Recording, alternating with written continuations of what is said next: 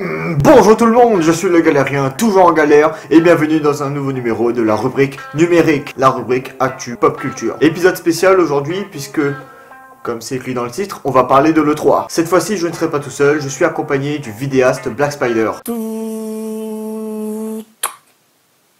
Bonjour à tous, ici Black Spider. Vous me connaissez pas, je ne vous connais pas, vous allez apprendre à me connaître et vous devrez faire avec. Pour le programme, ça va se dérouler de la sorte. On passera sur les conférences comme dans l'ordre de passage de l'E3, c'est-à-dire en premier Microsoft, Devolver, PC Gaming, etc. Et tant pis si tu connais pas le planning qu'il y avait. De mon côté, je tâcherai de parler de ce que j'ai vraiment retenu durant les conférences de Ubisoft, Square Enix et Nintendo. Et Black Spider, lui, va s'occuper des conférences que j'ai énoncées en premier. En gros, la vidéo sera en deux parties. Et exceptionnellement, pour cette fois-ci, il n'y aura pas de vidéo bonus de fin. Pour la simple et bonne raison que j'ai la flemme de chercher une vidéo random à analyser. Mais tu parleras pas de la conférence de Bethesda? Pourtant ils auront sorti un super... Générique.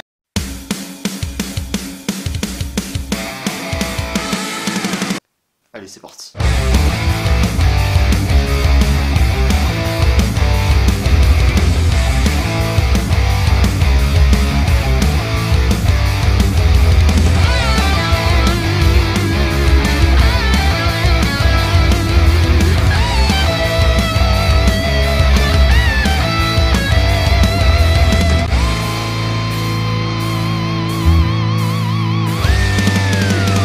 Bon, pour commencer, Microsoft nous a servi que du vieux. Ça mettait un peu le ton sur cette E3 qui était une sorte de 3 de transition. Bon, on va passer rapidement sur les points importants. Microsoft a annoncé sa nouvelle console, la Xbox Scarlett, qui sortira à Noël 2020.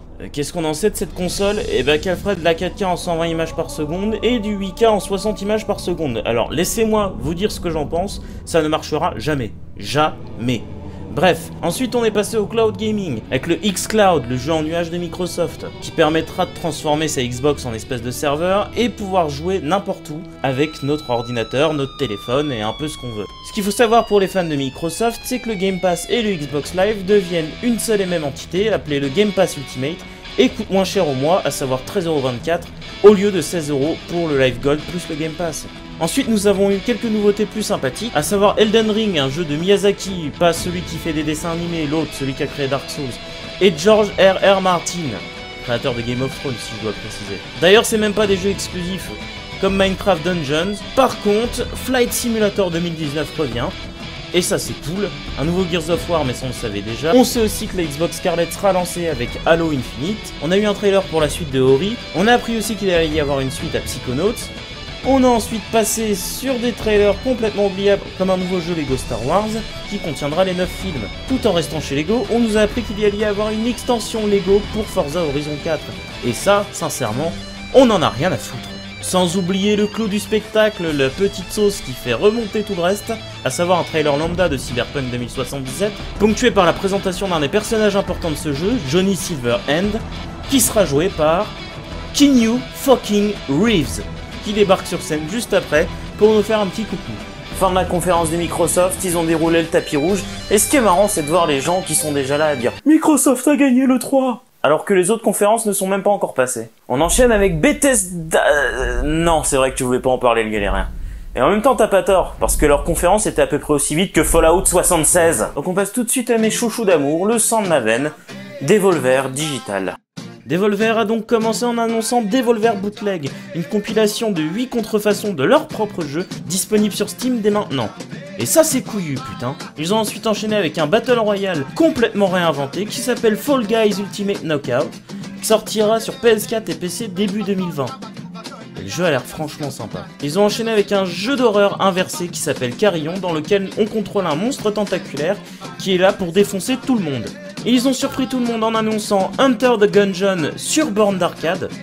Une borne d'arcade qu'on peut avoir chez soi, pour le prix de 5000€. Bon c'est... ouais, c'est un peu cher.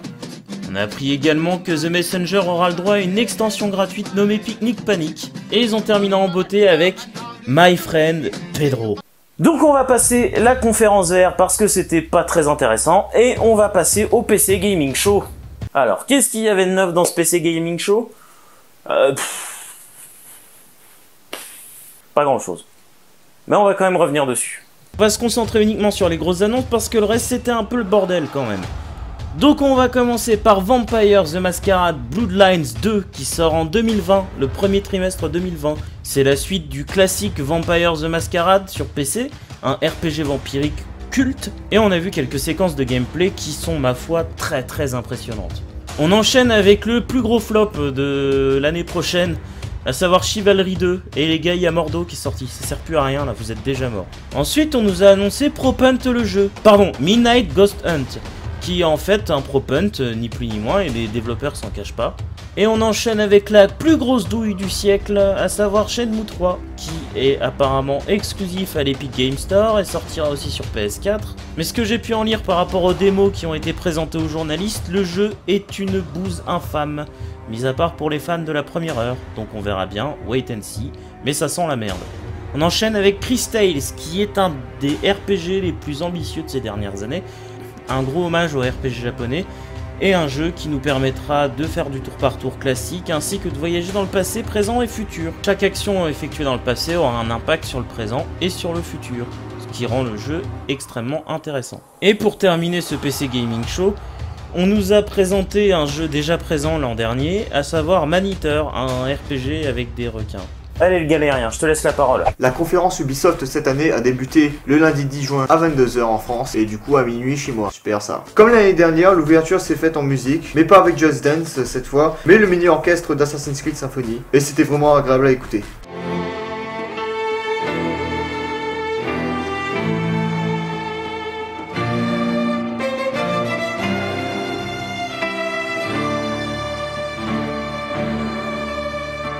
C'était une bonne mise en bouche. Malheureusement, le repas était pas vraiment ça quoi. Mais on en reparle après. Premier jeu annoncé, c'est Watch Dogs Legion. Bon, j'aurais été plus surpris si le jeu avait pas fuité, putain. Mais la surprise était quand même là. Si vous avez joué à Watch Dogs 2 et terminé l'histoire, vous étiez sûrement au courant que potentiellement le prochain Watch Dogs se déroulerait sûrement à Londres, grâce au message vocal de fin dont les coordonnées pointaient vers Londres justement. Mais maintenant concrètement, comment sera Watch Dogs Legion? Dans ce jeu, pas de héros, pas d'histoire particulière. Comme dit le titre du jeu, vous allez devoir lever une légion pour faire face aux antagonistes, qui sont les mecs de Bloom. Enfin, je crois.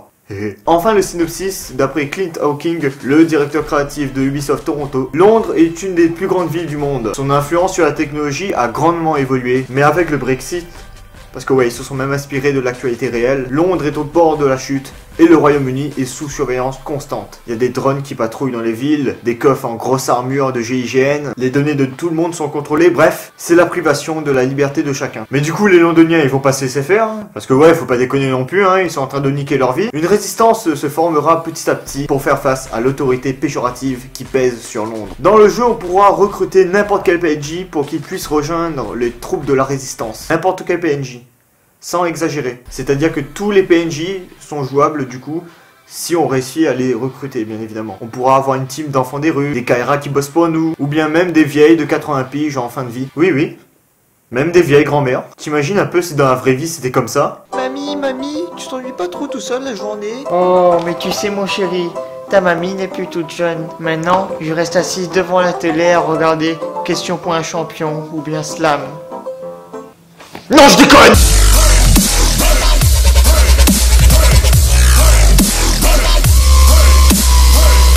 Bonne transition du coup pour parler de ces fameux PNJ. Forcément, chacun aura sa spécialité. Ça part d'abord par les enforceurs, je suppose que ce sont les tanks, ou bien même ceux qui sont là pour tirer des coups de feu au cas où il y aurait un problème. Les infiltrés, ou plutôt les espions. Bon, pas besoin réellement d'expliquer c'est quoi leur fonction. Et enfin, il y a évidemment les hackers. Ou les pirates informatiques, pour les nuls en anglais. Chaque personne de Londres a une personnalité unique propre à elle, et chaque cinématique est unique aussi. Bah putain, le travail que ça a dû demander. Alors je pense que pour les voix, ils ont dû recycler leurs comédiens, un peu comme dans Assassin's Creed Odyssey. Certains PNJ qui soient des persos importants dans l'histoire, ou juste des forgerons à la con, des fois ils avaient la même voix. Maintenant ce que j'espère c'est de pouvoir personnaliser à fond ces recrues, histoire de leur retirer leur look un petit peu miteux. Passons maintenant au graphisme si vous le voulez bien, parce que là je suis content. On est revenu pratiquement dans l'ambiance de Watch Dogs 1. L'ambiance bien sombre qu'on avait perdu dans Watch Dogs 2, où là c'était beaucoup plus coloré. En plus on a des drones surveillants, des keufs partout. Putain, cette ambiance de dictature, de résistants, tout ça j'adore. Et maintenant le gameplay qui a son lot de nouveautés. Déjà nouveau gadget, nouvelle arme, nouvelle façon de se battre aussi. Désormais on pourra enfin mettre des patates. Il y a aussi un truc qui m'intrigue là. Le perso il s'est mis en mode invisible, je sais pas trop comment expliquer ça. Enfin bref, pour résumer, il n'y a plus de héros emblématiques. Fini les foulards sur la bouche comme avec nos deux protagonistes précédents. C'est pour ça aussi que j'aimerais custom customer mes soldats et leur mettre les foulards sur leur figure, histoire de garder ce côté Watch Dogs 1. Pas oublier que ce que c'est Watch Dogs, tu vois. Le foulard, bah, c'est un peu comme la capuche dans Assassin's Creed. D'ailleurs, en parlant d'Assassin's Creed, une chose. Il n'y a certes pas de héros dans ce jeu, on contrôlera les PNJ. Mais pour ça, faut les recruter. Et qui dit recrue dit équipe. Et qui dit équipe dit dans cette circonstance-là un leader. Ce qui nous amène à conclure qu'on est le leader de notre partie là. Mais est-ce que le leader a une forme apparente dans le jeu? Regardez en bas à droite, il y a un bot qui nous parle. Ok, mais il y a aussi un autre mec sous le nom de Rage. Vous allez me dire, mais si ça se trouve c'est juste qu'une recrue. Et là je te dis non, pas du tout. Donc lui ça reste un mystère. Et deuxième chose, je sais pas si vous connaissez cette rumeur de comme quoi Watch Dogs et Assassin's Creed seraient du même univers dû aux easter eggs qui sont présents dans les jeux comme Black Flag ou Origins. Et même que dans Watch Dogs, il y a un easter egg de Black Flag. Et c'est toute une mission où Aiden Pierce doit buter le directeur d'Abstergo, Olivier Garneau, qui au passage apparaît dans Black Flag, où là on apprend encore que Bloom protège les données de Abstergo. Et devinez quoi? Dans Assassin's Creed Origins, qu'est-ce qu'on retrouve? Une photo de Aiden Pierce qui bute Olivier Garneau. Ah par contre à ce niveau c'est plus de l'easter egg. Là où je veux en venir, c'est que Watch Dogs Legion pourrait bien confirmer cette théorie. Car là on forme une résistance contre un régime autoritaire visant à nuire à notre liberté et cherchant à nous contrôler. Exactement comme le même combat entre assassins et templiers. Est-ce que du coup DeadSec serait taillé aux assassins modernes pour faire face à Bloom et Abstergo? Là on tient un truc. Enfin vous aurez compris que je suis assez fan de Watch Dogs. J'attends Légion avec une grande impatience. Date de sortie le 6 mars 2020. Et sinon pour le reste de la conférence, comment dire? Bon, Rob McKayley, un acteur connu en Amérique et pas très connu en France, est intervenu pour nous présenter sa promo pour l'extension du MMO Mythic Quest intitulé Raven Banquet. Et c'était censé être un sketch drôle, ben j'ai pas ri du tout. Enfin on a eu des infos pour les extensions de personnages dans les jeux, comme par exemple l'arrivée des mecs de Adventure Times dans le Smash Bros du pauvre, plus connu sous le nom de Brawlhalla, et également l'arrivée d'une nouvelle classe de perso dans For Honor. Alors j'aurais été enchanté si j'avais continué à y jouer, mais le problème c'est que les serveurs de For Honor sont pourraves à la Réunion. Et ça fait bien chier. On a également deux nouvelles licences qui font leur apparition, Roller Champions, un jeu mélangeant plusieurs disciplines sportives. On est sur des rollers et on doit marquer des buts dans un panier retourné à la verticale. Ça peut être sympa cela dit entre potes ou même en ligne. Moi quand j'ai vu ça pour la première fois, je pensais que c'était Rocket League avec des mecs. Et pour le deuxième jeu, on n'en sait trop rien encore. On nous glisse juste un teaser. Et apparemment, ce sera un jeu dans la Grèce antique, mais avec un décor un peu plus enfantin. Et le jeu s'appellera Gods and Monsters. Ouais!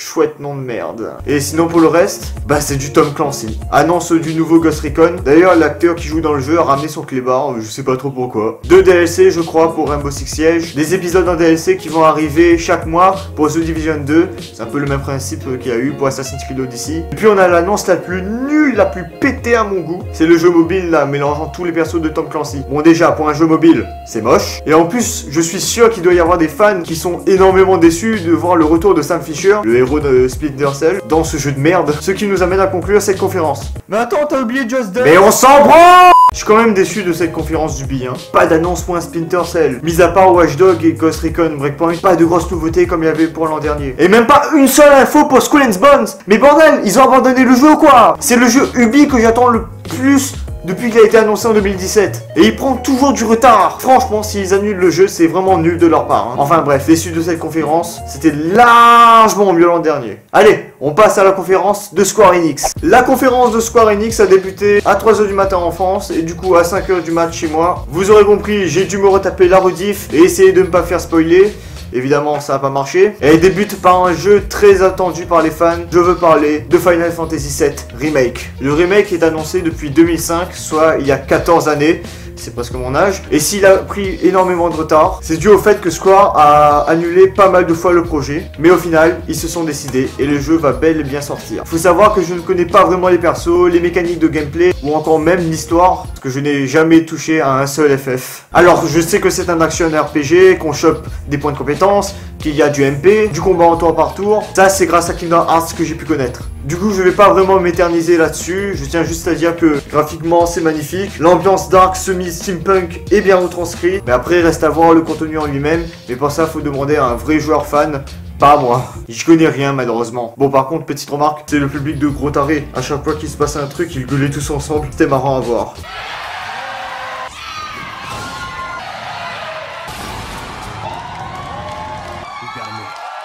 Date de sortie du jeu pour le 3 mars 2020. On continue avec l'annonce de Life is Strange 2 qui est d'ores et déjà disponible. Pareil, ce jeu là non plus, je n'y ai pas joué. Suivi du remaster de Final Fantasy Crystal Chronicles. Ah oui, j'avais oublié de dire, mais parmi les jeux annoncés, la plupart ça va être du Final Fantasy et du Dragon Quest aussi.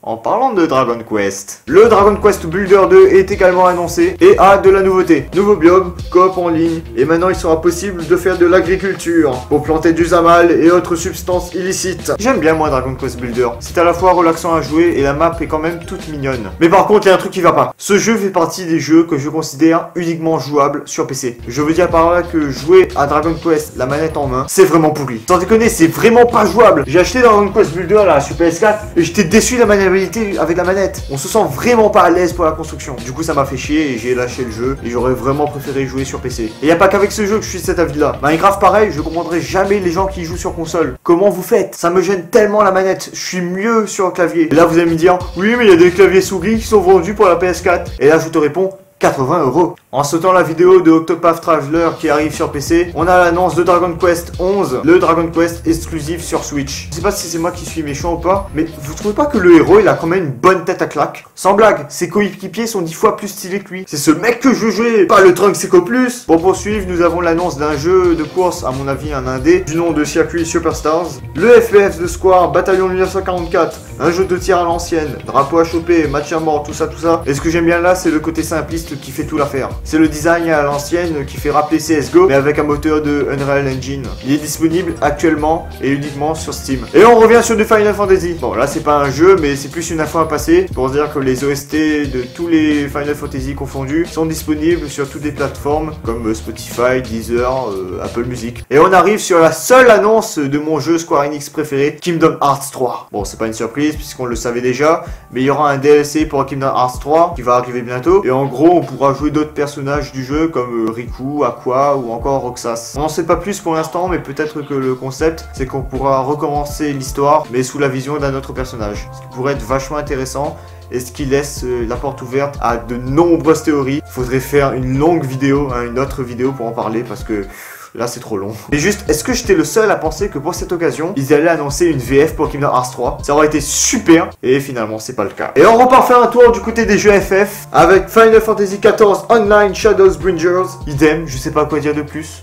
Je ne connais rien à propos de ce jeu, mis à part sa date de sortie, le 2 juillet 2019. Après, ils nous ont rebalancé Dying Light 2, et je savais pas que l'éditeur c'était Square Enix. Moi, j'étais étonné quand j'avais vu ça. Je me suis dit, bah, mais ce que ça fait là? En tout cas, il devrait arriver pour l'année prochaine, en été. On termine sur l'annonce du jeu mobile en free-to-play, Final Fantasy Brave Exvius War of the Visions. Et on arrive presque à la fin avec les deux nouvelles licences qui vont être annoncées. En premier, on a Outriders, un TPS à l'allure violente et brutale. Là, c'est sûr, dans cet univers, il y aura masse d'explosions. Mais pour l'instant, on n'en sait pas plus, on n'a pas eu de démo gameplay. Ça devrait sortir pour l'été 2020 également. Entre nos deux nouvelles licences, ils nous ont glissé l'annonce de Final Fantasy 8 remasterisé, pourquoi pas. Et on arrive à l'ultime et dernière annonce de Square Enix. C'est le jeu qui se fait parler de lui en secret depuis pas mal de temps. Il est très attendu aux côtés des fans. Il s'agit de Marvel Avengers.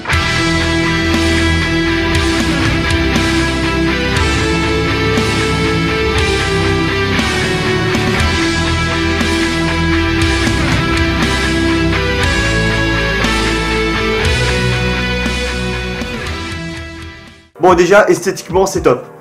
Au niveau de la fidélité entre l'univers des Avengers, c'est très bien. Que ce soit par les décors, les plans de caméra, les scènes. Les héros sont présents ici comme on les connaît bien, même s'il manque Hawkeye. Alors vous aurez remarqué que ce ne sont pas les mêmes têtes d'acteurs que dans les films, tout simplement parce que ces derniers n'ont pas autorisé à afficher leur tête dans le jeu. Du coup, on nous fait la présentation des nouveaux acteurs. Et maintenant, on va jouer à un petit jeu. Lui, à votre avis, c'est qui? Perdu, c'est Captain America. Lui, c'est qui? Perdu, c'est Bruce Banner. Et lui, c'est qui? Perdu encore, c'est Thor. Ce qui fait que lui, c'est Iron Man. Et elle, ben, je laisse votre logique marcher. Donc, en ce qui concerne le scénario, ce serait une création originale. Donc, je pense qu'on sortirait du MCU, forcément. Mais je sais pas quoi m'attendre au niveau de l'histoire. Parce que là, on peut voir une scène où Bruce et Tony s'engueulent. D'ailleurs, il a laissé pousser ses cheveux et sa barbe. Là, on voit carrément la tombe de Thor. Ouais, ça a l'air triste finalement. Alors, ça va vous étonner, mais il y a de la coop. Et oui, enfin on nous montre une dernière scène, l'apparition de Ant-Man. Et voilà, c'est la fin de cette conférence de Square Enix, qui est pas si mal que ça, il y a quand même de bonnes surprises, d'autres un peu osef, mais c'est déjà mieux de ce qu'on a eu avec Ubisoft. Maintenant, on s'attaque à la dernière conférence, c'est celle de Big N. La conférence, ou plutôt le Nintendo Direct, a débuté à 18h en France, du coup 20h ici, mais sauf que j'ai quand même dû me retaper la rediff, parce qu'à ce moment-là, j'étais en cours de musique. Mais heureusement, cette fois-ci, je ne suis pas fait spoil. Si seulement. Bref, le direct commence avec, comme à son habitude depuis Smash Ultimate, par l'annonce d'un nouveau perso DLC parmi les 5 qui doivent arriver prochainement. En premier, on a eu l'annonce de la plante Piranha, annoncée lors d'un direct. Ensuite, Joker de Persona 5 pendant le Game Awards 2018. Et maintenant, la liste des combattants accueille...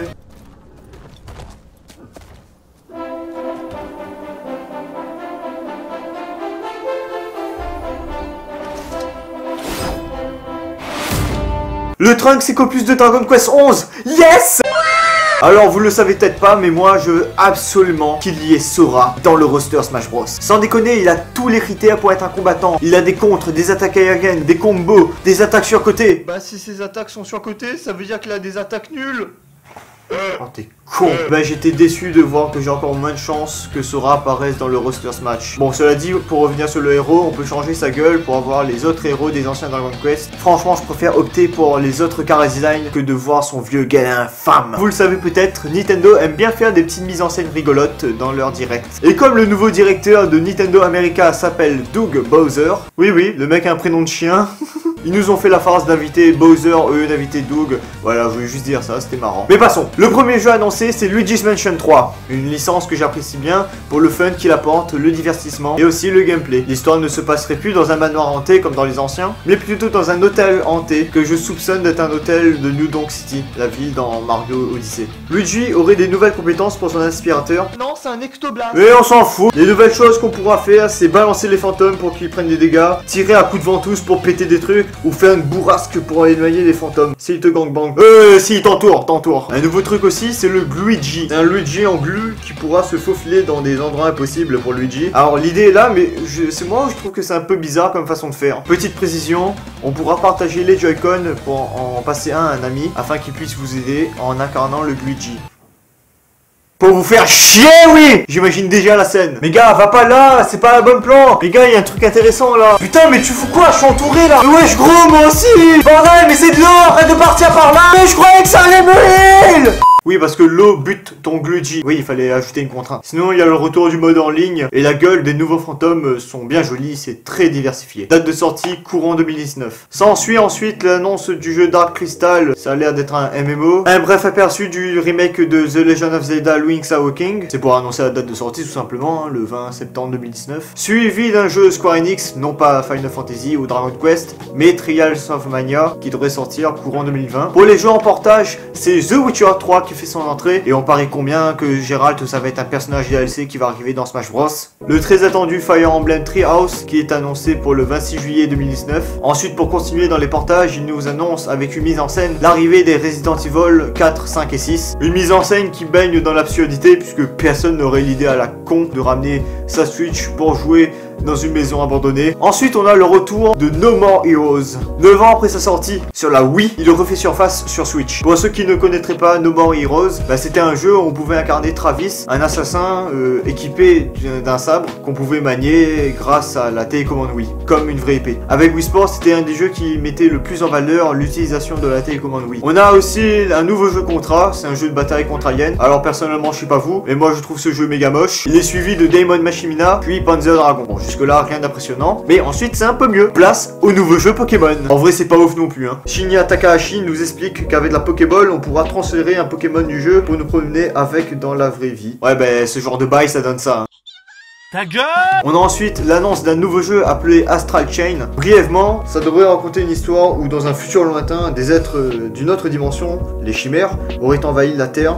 Et pour les contrer, les humains utilisent une technologie neurologique pour se connecter aux chimères qu'ils ont capturées et ainsi se faire des alliés de taille. Et franchement, d'habitude, je suis pas trop hypé et pas trop dans ce délire de ce jeu. Autant là, je sais pas pourquoi, ça me donne bien envie. C'est très spectaculaire, je trouve. La date de sortie est pour le 30 août 2019. Ensuite est annoncé un jeu de gestion Empire Empire of Sin, le nouveau Marvel Ultimate Alliance 3, et enfin un jeu avec un gameplay très original, c'est Cadence of Hyrule. Le principe en fait c'est de tautocher et de se déplacer au rythme de la musique. Et là vous allez me dire, bah ouais mais ça a l'air chiant. Bah non, au contraire, je vous jure que d'être dans le rythme de quelque chose, c'est vraiment et extrêmement satisfaisant. Le jeu est d'ores et déjà disponible. Ensuite, comme toutes les fois où les Jeux Olympiques se préparent, Nintendo nous sort un Mario et Sonic aux Jeux Olympiques, là cette fois à Tokyo, hein, avec les nouveaux sports comme le karaté, le skate ou encore le surf. Ça devrait sortir fin novembre. Et après ce jeu, on nous balance un des jeux les plus attendus de la communauté, Animal Crossing New Horizons. Mais j'ai rien à dire de plus étant donné que j'ai jamais joué à Animal Crossing. Date de sortie pour le 20 mars 2020. Bordel, mais le mois de mars c'est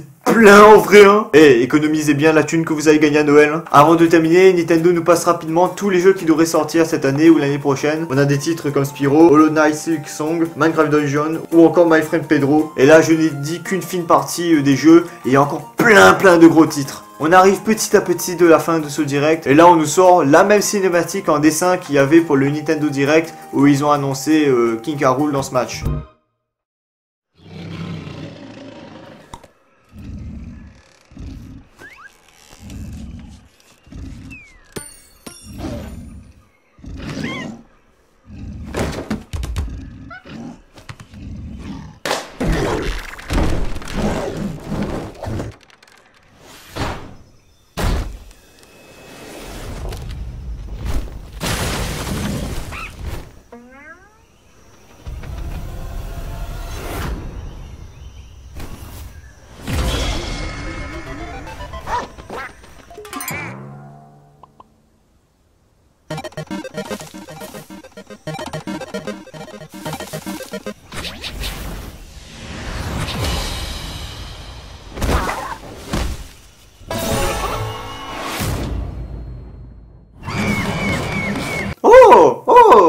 Pas mal, oui, c'est bien.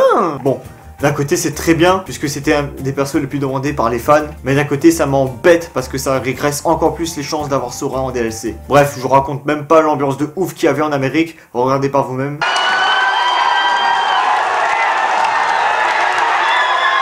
On est sur la toute fin et... Ouais, il fait quoi Shinya? Et oh, c'est pas de la SMR. Oh, parle normalement. Il nous laisse sur une dernière petite annonce qui cloue le spectacle, et il s'agit de...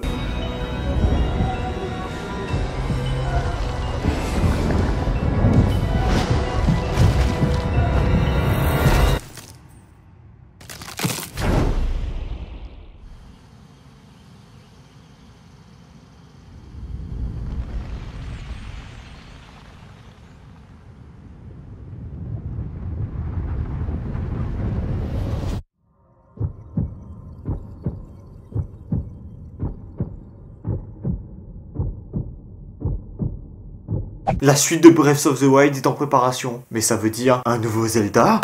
Alors ce que je peux dire de ce Nintendo Direct, parce qu'il était plutôt sympa, hein. C'était pas le must comparé aux anciens Nintendo Direct, surtout quand ils ont annoncé le Smash Bros. Mais on a quand même 2-3 trucs surprenants et satisfaisants. Non vraiment c'était quand même très bien.